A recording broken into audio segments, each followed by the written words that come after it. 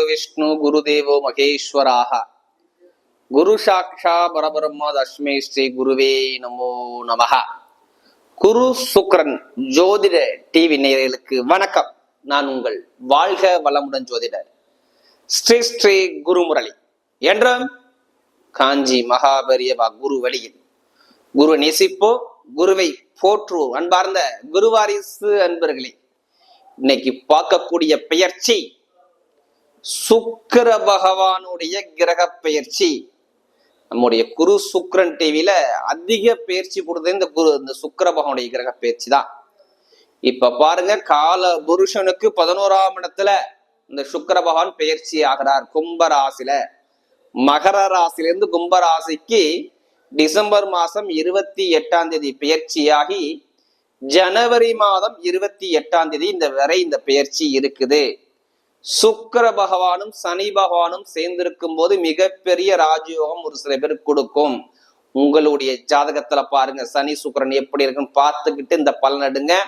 மிகப்பெரிய ஒரு துல்லியமான ஒரு பலனை பார்க்கலாம். தயவு செய்து இது ஒரு பொது பலனாவே பாருங்க. சில பேர் குரு சுக்கிரன் டிவில நம்மளுடைய சேனலுக்கு நிறைய சப்ஸ்கிரைபர் எனக்கு நிறைய கொடுத்துருக்கீங்க.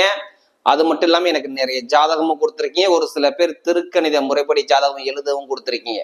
அனைவருக்குமே பொங்காலம்மன் சார்பாக ஒரு மனமார்ந்த நன்றியை தெரிவிச்சுக்கிறேன். ஏன்னா குரு அருளையே திரு அருளே கிடையாது. இதுல கடைசி முட்டு பாருங்க, இந்த சுக்கிர பகவானும் சனி பகவானும் உங்களுக்கு எப்படிப்பட்ட ஒரு யோகத்தை கொடுக்க பார்ப்போம். இதுல நட்சத்திர பலனும் கடைசி முட்டு வீடியோல பாருங்க, கண்டிப்பா பார்க்கலாம். இப்ப நம்ம வீடியோக்குள்ள போகலாம். அன்பார்ந்த மீனராசி அன்பர்களே, பொதுவாக மீனராசி கால புருஷனுடைய 12வது ராசி தாங்க இந்த மீனராசி.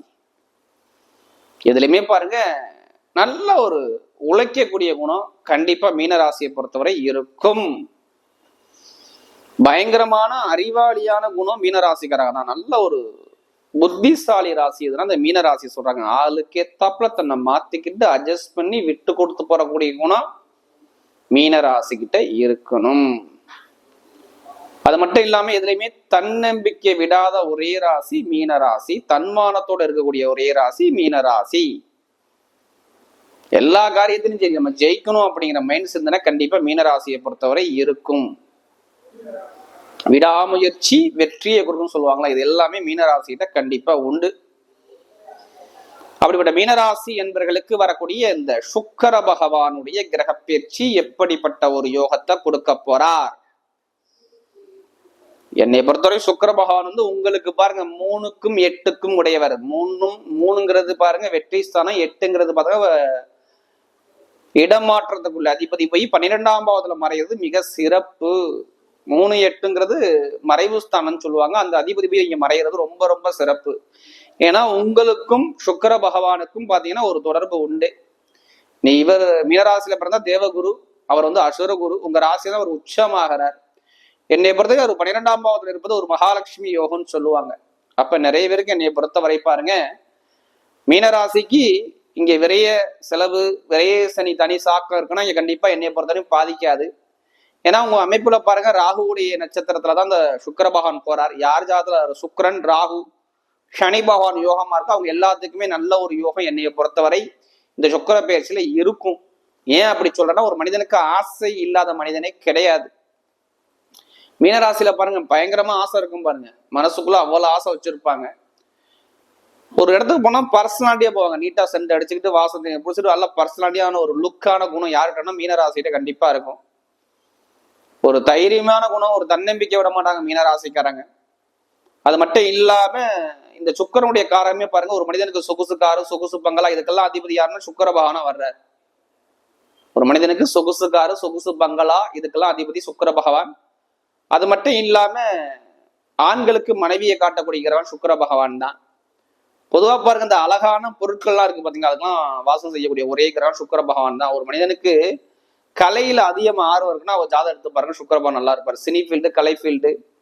அடுத்து பாத்தீங்கன்னா சுக்கிரனுடைய காரகம் எடுத்து பாத்தீங்கன்னா இனிப்புக்கு காரகங்கிறாங்க. ஒரு ஆடமரம் சொகுசு காரு சொகுசு பங்களா இதுக்கெல்லாம் அதிபதி யாருன்னா அந்த சுக்கிர பகவான் தான். அப்ப மனிதனுக்கு பாருங்க நிறைய பேருக்கு சுக்கிரன் முக்கியமான, ஏன் நம்மளுடைய கணவன் மனைவி சார்ந்த விஷயம் தாம்பத்தியத்துக்கே சுக்கிர பகவான் தான் அதிபதிங்கிறாங்க. அப்ப இதுக்கெல்லாம் அதிபதி யாரும் சுக்கிர பகவான் தான். அப்ப ஜாதகத்துல சுக்கிர பகவான் முக்கியமான கிரகம். எல்லா கிரகத்தோடையும் சுக்கிர பகவான் என்ன ஒரு ஸ்பெஷல்னா, அதிக திசைகள் கொண்ட ஒரே கிரகம் சுக்கிர பகவான் தான். 20 வருஷம் இவருடைய திசா புத்தி. நிறைய பேருக்கு, ஒரு சில பேருக்கு சுக்கிர தசை வர்றதுக்கான வாய்ப்புகள் இருக்கும். அதாவது மீனராசியில ஒரு சில பேருக்கு கண்டிப்பா வாய்ப்பு உண்டு. அதுவும் இந்த கடைசி அந்த ரேவதியில பிறந்திருக்காங்களா, அவங்க எல்லாம் கண்டிப்பா சுக்கிர தசையை மீட் பண்ணுவாங்க, பண்ணாம இருக்க மாட்டாங்க. இப்ப பொதுவா பாருங்க, யாருக்கும் சுக்கிர தசை வந்தாலும் சரி, சுக்கிர புத்தி வந்தாலும் சரி, இப்ப ஜாதகத்தை எடுத்து பாருங்க, இப்ப என்ன திசா புத்தி நடக்குன்னு பாருங்க. உங்க லக்னத்துல இருந்து சுக்கிர பாவம் உங்களுக்கு நல்ல வரா கெட்ட வரா, அவர் எத்தனாம் இடத்துல இருக்கிறாரு, இதெல்லாம் பார்த்துக்கிட்டு தான் தயவு செய்து பலன் எடுக்கணும். தயவு செய்து ஒரு பொது பலனை மட்டும் பாருங்க. ஏன்னா ஒரு சில பேருக்கு சுக்கிரபவன் யோகமா வருவார், ஒரு சில பேருக்கு பலவீனமா வருவார். ஜாதகத்தை இருக்கிற இடத்தை பொறுத்து தான் நம்ம சொல்ல முடியும். அதனாலதான் பொது பலன் நான் எல்லா வீடியிலும் கொடுத்திருப்பேன். ஏன்னா ஒரு மனிதனுக்கு சுக்கிரபவன் நல்ல ஒரு அனுகூலமா ஜாதக அமைப்புல கண்டிப்பா இருக்கணும். இப்ப பாருங்க, சுக்கிரபவன் பாருங்க, என்னை பொறுத்தவரை பாருங்க, நல்ல ஒரு அமைப்புல நான் சொன்னல, உங்களுக்கு கெட்டதை செய்ய மாட்டார், நல்லதான் செய்யக்கூடிய அமைப்பு வருது. ஏன்னா விரைய சனி யாருக்கெல்லாம் ஜாதகத்துல குரு பகவானுக்கு வந்து, ஒரு சில பேர் குருவும் சனியும் பகைக்கிறேன்னு சொல்லுவாங்க. யாருக்கெல்லாம் விரைய சனி சனிபாவன் சரியா இல்லையே, யாருக்கெல்லாம் சனி திசை சனி புத்தி வந்தாலும் சரி, எடுத்து பாருங்க. மீனராசியை பொறுத்தவரை சனி திசையா இருந்தாலும் சரி, இல்ல குரு புத்தியா இருந்தாலும் சரி, சனி புத்தியா இருந்தாலும் சரி, நிறைய பேருக்கு ஜாதகத்துல சனி புத்தி குரு புத்தி உள்ளவங்க, ஜாதகத்துல தசா புத்தி, உங்க ஜாதக ரீதியில சனிபாவன் சரியா இல்லைன்னா கண்டிப்பா நிறைய தரையில சந்திச்சவங்க யாருன்னா கண்டிப்பா மீனராசி தான். நான் எழுதியே கொடுப்பேன். லாப வருமானம் சரியில்லை, பொருளாதாரம் சரியில்லை, கணவனுடைய ஒற்றுமை சரியில்லை, வேலை உத்தியம் அமையல, நிறைய கம்ப்ளைண்ட் மீனராசியை பொறுத்தவரை கேட்டா சொல்லுவாங்களே ஆமான்னு. அவ்வளவு தடைகளை சந்திச்சவங்க யாருன்னா மீனராசியை சொல்லலாம். அடுத்து படிப்பு கல்வி ஒரு மந்தமான தன்மை. ஏன்னா இவங்களுக்கு விரைய சனி போறதுல படிப்பு கல்வி தன்மை, இந்த கோர்ட்டு கேஸ் பிரச்சனை, வழக்கு பிரச்சனை, தடை பிரச்சனை, இது மாதிரி நிறைய விஷயத்த அடிக்கிக்கிட்டே போகலாம். இது மாதிரி தடைகளை எதிர்பார்த்த அளவுக்கு லாப வருமானம் தொழிலும் சரியால ஒரு மந்தமா ஒரு அமைப்புக்கு தள்ளப்பட்டாங்க. ஏன்னா குரு வக்ரம் ஆனதுனால ஒரு சில பேருக்கு இந்த பிப்ரவரி மாசம் தான் குரு வக்ர நிவர்த்தி ஆகிறார். இன்னும் சரியான ஒரு அனுகூலத்தை பார்க்காத ஒரே ராசி இந்த மீன ராசி. இது எல்லாத்துக்கும் நான் சொல்லல, ஒரு சில பேருக்கு இந்த விரைய சனி யோகத்தையும் கொடுத்துக்கணும். என்னமா சொல்லுவேன், ஒரு சில பேருக்கு இந்த 7 சனி வந்த பிறகு பாருங்க, இந்த மேக்சிமம் இந்த 2 வருஷமா, இப்போ ஒரு 3 மாசம் தான் இருக்கு, மார்ச் மாசம் தான் பயிற்சி வரும். அதுக்கு முன்னாடி பாருங்க, இடம் வாங்கியிருப்பாங்க, வீடு வாங்கியிருப்பாங்க, வண்டி வாங்கியிருப்பாங்க, வாகனம் வாங்கியிருப்பாங்க, வெளிநாடு போயிருப்பாங்க, வெளியூர் போயிருப்பாங்க. நல்ல ஒரு அனுகூலமான அமைப்பையும் இந்த சனிபான் கொடுத்துருப்பார். இது எல்லாத்துக்கும் இல்ல, ஒரு சில பேருக்கு சனிபான் யோகமா இருந்தா கண்டிப்பா யோகமான பலன் நடக்கும். என்னை பொறுத்தவரை மீனராசிக்கு இப்ப நல்ல டைம் ஆரம்பிச்சிருச்சு. என்ன நல்ல டைம் ஆரம்பிச்சிருச்சு. ஏன் அப்படி சொல்றேன்னா, ஏன்னா அவர் போகக்கூடிய ராகுநேசத்துல போறதுனால சுப செலவு ஏதோ பண்ண போறீங்க, கண்டிப்பா நடக்கும் தெரியுது. இப்ப இடம் வாங்குறது, வீடு மாறுறது, நான் ஏதாச்சும் ஒரு வீடு வாங்க மாட்டானா, ஒரு வீடு கட்டிட மாட்டானா என் வாழ்க்கையில சொல்லி ரொம்ப வருத்தப்படுறீங்க பாத்தீங்களா, அவங்களுக்கு தான் இந்த அமைப்பு இப்ப சூப்பரா வேலை செய்யும். நல்லா கண்டிப்பா வீடோ இடமோ பூமியோ ஜனவரி மாசம் 14ஆம் தேதிக்கு அப்புறம் நீங்க வாங்கக்கூடிய யோகம் வரலாம். லாபத்துல சூரியன் போறார். அப்ப வீடு இடம் பூமி வண்டி வாகனம் வெளிநாடு யோகம் வெளியூர் யோகம் நல்லா இருக்கும். படிப்பு கல்வி எடுக்கக்கூடிய முயற்சியெல்லாம் உங்களுக்கு வெற்றி வரலாம். என்ன வரைக்கும் படிப்பு கல்வி எந்த ஒரு தடையும் நான் சொல்ல மாட்டேன், மாணவ மாணவன் சொல்றேன்.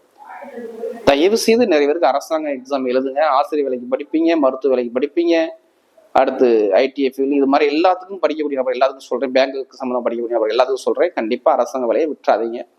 உங்க லக்னத்தோட சூரியன் இருக்கா மட்டும் ஜாதகம் எடுத்து மேட்ச் பண்ணி பார்த்துக்கிட்டு கண்டிப்பா அரசாங்க வேலைக்கு முயற்சி பண்ணுங்க, கண்டிப்பா வேலை கிடைக்கும் என்னைய பொறுத்தவரை. அடுத்து பாருங்க, பொருளாதார வருமானம் கொஞ்சம் மந்தமா இருந்துச்சு. ஏன் செவ்வாய் போய் நீசமா இருந்தாருங்க. நிறைய பேருக்கு அம்மாவுடைய உடம்புல இல்ல வருமான சார்ந்த விஷயம், இல்ல தாய் தந்தைக்கு சார்ந்த விஷயம், ஒரு உடல் உபாதைகள், இது மாதிரி நிறைய வேலையில ஒரு பிரச்சனைகள், ஒரு வழக்கு பிரச்சனைகள், ஒரு தடை தாமதம், இது எல்லாமே நீங்க பார்த்துருப்பீங்க. இனிமே பார்க்க மாட்டீங்க.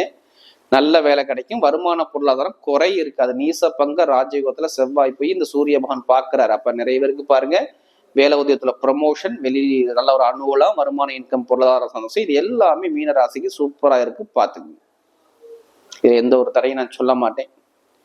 இல்ல பயணம் போகணும், நான் வெளிநாடு போகணும், வெளியூர் போகணும்னா கண்டிப்பா நிறைய பேர் போகக்கூடிய அமைப்பும் கண்டிப்பா என்னைய பொறுத்தவரை இருக்குது. என்ன குரு இன்னும் கொஞ்சம் ஸ்ட்ராங்கா வரல உங்களுக்கு, அதான் ஒரு பிரச்சனை. எனக்கு சரியான ஒரு பலன் சொல்ல முடியாது. ஏன்னா குரு சில பேர் சரியில்லைன்னா கண்டிப்பா இப்ப குடும்பத்துல ஒரு கலகத்தை, ஒரு சில தடைகளை, தாமத்தை நிறைய பேர் கொடுத்துரும். என்னை பொறுத்த சுப செலவா பண்ண பாருங்க. என்னைய பொறுத்தவரை நிறைய பேருக்கு திருமண பேச்சா, கண்டிப்பா திருமணத்தை பேசுங்க. நிறைய பேர் ஜனவரி 14ஆம் தேதிக்கு அப்புறம் திருமணத்தை பேசுங்க. ஜனவரி 28க்குள்ள திருமணத்தை முடிங்க. காதல் திருமணம், 2வது திருமணம் எல்லாமே ஓகே வரும். என்னைய பொறுத்தவரை எந்த ஒரு தடையும் வராது. அதே மாதிரி பாருங்க, பழக்க வழக்கம், ஃப்ரெண்ட்ஷிப்ஸ் அந்த விஷயம் நல்லா இருக்கும். பொதுமக்கள் ஒரு நல்ல பேர் கிடைக்கும். கணவனுடைய ஒற்றுமை நல்லா இருக்கும். அது மாதிரி திடீர் அதிர்ஷ்டம் நிறைய பேர் முயற்சி பண்றீங்களா, எனக்கு ஜாதக திடீர் யோகம் இருக்குமா இருக்கான்னு சொல்லி நிறைய முயற்சி பண்றீங்களா? கண்டிப்பா வெளிநாட்டுல வெளியூர்ல உள்ள நபர்கள் அனைவரும் சொல்றேன், என்னை பொறுத்தவரை திடீர் யோகம் உங்களுக்கு இருக்குது. ஜாதகத்துல நல்லா திசாபுத்தி நல்லா இருந்தா கண்டிப்பா திடீர் யோகம், இப்ப லாட்ரி யோகம் உங்களுக்கு தேடி வரக்கூடிய அமைப்பு கண்டிப்பா உண்டு. இதுல நான் கெட்ட பலன் சொல்ல மாட்டேன். இப்போ சூப்பரா இருக்கும். அதே மாதிரி பாருங்க, தொழில் பண்ணக்கூடிய நபர்கள் மட்டும் கொஞ்சம் பார்த்து கவனமா பண்ணுங்க. ஜாதகத்துல சொல்றேன், குரு வக்ரமா இருக்கு, அதனால சொல்றேன் தொழிலை மட்டும் கொஞ்சம் கவனிச்சு பண்ணுங்க. மற்றபடி எல்லாமே நல்லா ஒரு டைமா இருக்கும். ஆனா இப்ப சுப செலவா பண்ணிக்கிறது என்னை பொறுத்தவரை மீன ராசிக்கு நல்லது. மெயினா commission agency, real estate business இதெல்லாம் கொஞ்சம் கவனமா பண்ணிக்கிறது நல்லது. மெயினா இரும்பு சார்ந்த துறை, நெருப்பு சார்ந்த துறையெல்லாம் சூப்பரா இருக்கும் என்னை பொறுத்தவரை. ஐடிஐ ஃபீல்டு நல்லா இருக்கும். அதே மாதிரி விளையாட்டுத்துறை சூப்பரா இருக்கும். இப்ப நட்சத்திரம் முதல்ல ஒரு முதல் நட்சத்திரம் பாத்தீங்கன்னா பொதுவாக முதல் நட்சத்திரம் புரட்டாதி நட்சத்திரம் 4ஆம் பாதத்துல ரொம்ப கஷ்டப்பட்டுட்டாங்க.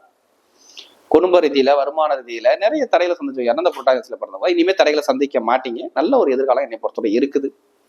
வீடு, இடம், பூமி, வண்டி, வாகனம், வெளிநாடு, வெளியூர், படிப்பு, கல்வி, உத்தியோகத்துல உயர் பதவி, ப்ரமோஷன் எல்லாமே சூப்பரா அமைச்சு கொடுக்குறாரு. எந்த காரியத்துல உங்க பக்கம் வெற்றிகள் வர்றதுக்கு வாய்ப்பு இருக்கு. இனிமே நீங்க போகக்கூடிய பதவியுமே என்னை பொறுத்தவரை ஒரு வெற்றி பதையா என்னை பொறுத்தவரை அமையணும், அமைச்சுக்கணும். நீங்க எந்த ஒரு துன்பம் வந்தாலும் சரி கலங்காம நின்று ஜெயிக்கக்கூடிய திறமையை கண்டிப்பா நீங்க பயணிங்க. கண்டிப்பா உங்க பக்கம் வெற்றி வரும். அடுத்து பாத்தீங்கன்னா உத்திரட்டாதியில பிறந்தவங்க ரொம்ப அந்த விரையசனிலாம் ரொம்ப கஷ்டப்பட்டுட்டீங்க. நிறைய ஒரு தடை தாமதம், பிரச்சனை, வம்பு வழக்கு இது மாதிரி நிறைய விஷயத்த பார்த்தவங்க யாரும் அந்த உத்திரட்டாதியில பிறந்தவங்க தான் இனிமே பார்க்க மாட்டீங்க. நல்ல ஒரு எதிர்காலம் சூப்பரா இருக்கு. வீடு வாங்குறது, வண்டி வாங்குறது, வாகனம் வாங்குறது, வெளிநாடு போறது, வெளியூர் போறது, படிப்பு கல்வியில பாக்குறது, உத்தியோகத்துல உயர்வதி பாக்குறது எல்லாமே சூப்பரா இருக்கு. பெருங்கூட்ட பணம், இன்கம் சந்தோஷம் நிறைய சாதகம் வரக்கூடிய அமைப்பு கண்டிப்பா இருக்குது. என்னை பொறுத்தவரை தொழில கொஞ்சம் பார்த்து பண்ணுங்க. மற்றபடி எல்லாமே நல்ல ஒரு மாற்றத்தை கொடுக்குறாரு. அடுத்து ரேவதியில பிறந்தவங்க எதுலையுமே ஒரு புத்திசாலியா இருக்கணும், நல்லா டேலண்டான குணம், நல்லா அனுசரிச்சு பிறக்கணும், தன்மையான குணம், விட்டு கொடுத்து பிறக்கணும் எல்லாமே உங்கள்கிட்ட இருக்கும். இனிமே பாருங்க உங்களுக்கு தொழில் லாபம். இதுல ரேவதியில பிறந்தவங்க நல்லா டைம் சூப்பரா இருக்கு பாருங்க. லாபம், வருமானம், வேலையில ப்ரமோஷன், உத்தியோகத்துல நல்ல ஒரு மாற்றங்கள், படிப்பு கல்வி சார்ந்த துறைகள், ITI field, share marketing, commission agency, தகவல் தொடர்பு எல்லாமே பாருங்க சூப்பரா இயங்கக்கூடிய அமைப்பு கண்டிப்பா இருக்கு. கம்ப்யூட்டர் சார்ந்த துறை எல்லாமே நல்ல ஒரு மாற்றத்தை கொடுக்குறாரு. வரக்கூடிய சுக்கிர பகவானுடைய கிரக பயிற்சி மீனராசியை பொறுத்தவரை மிகப்பெரிய வெற்றியுள்ள பயிற்சியாகவே அமைகிறது.